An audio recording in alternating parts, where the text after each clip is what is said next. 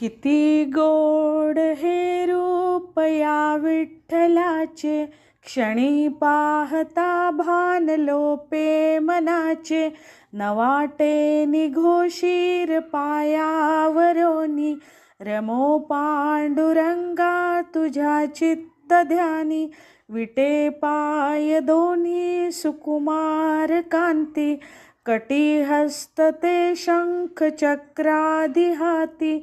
दिसे चिन्ह सद्भाविकांची निशाणी, रमो पांडुरंगा तुझ्या चित्त ध्यानी.